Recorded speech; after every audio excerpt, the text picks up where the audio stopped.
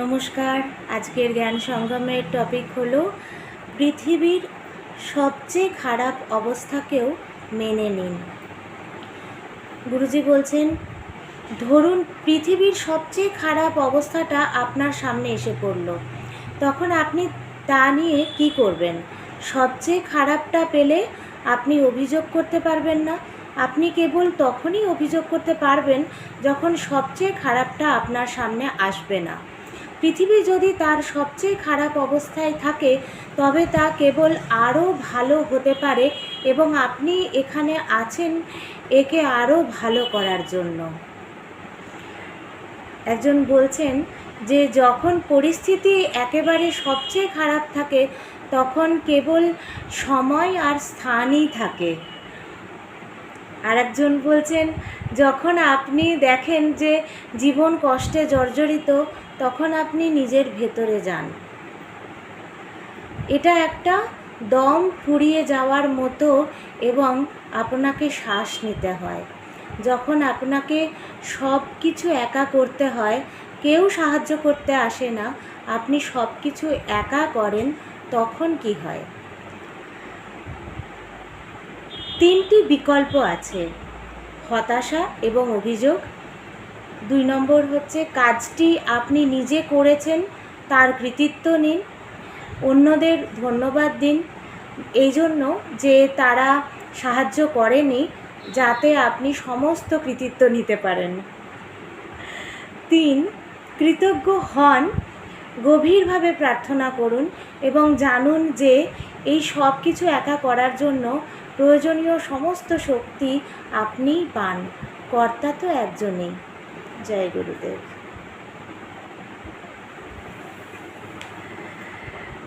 ভীষণভাবে উপকারী না আজকের জ্ঞান সঙ্গমের এটা নলেজ পয়েন্টটা।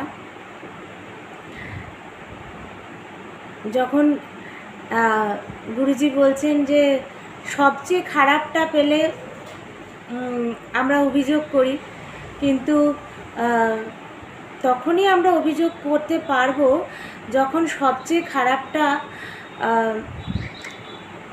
আমার সামনে আসবে না।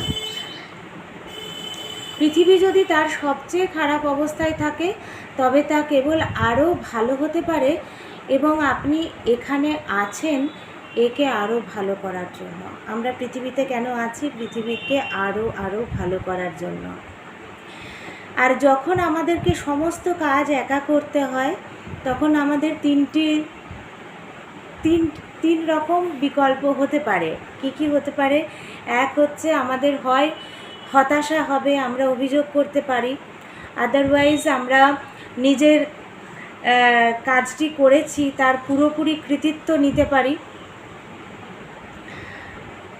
অন্যদের সেজন্য ধন্যবাদ জানানো উচিত যে তারা কেউ সাহায্য করেনি, আমি নিজে করেছি এবং আমার কৃতিত্ব নেওয়া উচিত। আদারওয়াইজ যেটা সবচেয়ে ইম্পর্ট্যান্ট, যেটা আজকের জ্ঞানের সার কথা বলে আমার মনে হচ্ছে, সেটা হচ্ছে কি না, কৃতজ্ঞ হয়ে যাওয়া এবং গভীরভাবে প্রার্থনা করা এবং এটাই জেনে রাখা যে আমি এই যে সব কিছু একা করছি বা এই সব কিছু একা করার জন্য সমস্ত প্রয়োজনীয় শক্তি আমিই পাচ্ছি এবং কর্তা তো একজনই। সেই জন্যে যারা আছেন যে একা সব কিছু সামলাতে হচ্ছে, আজকাল প্রায় প্রত্যেকটা মানুষকে নিজেদের কর্মক্ষেত্র, সাংসারিক জীবন এবং ব্যক্তিগত জীবনেও প্রচুর কাজ একা করতে হয়, অনেক কাজ একা করতে হয়। তখন সত্যি মাঝে মাঝে মনে হয় যে আমি আর পেরে উঠছি না হয়তো।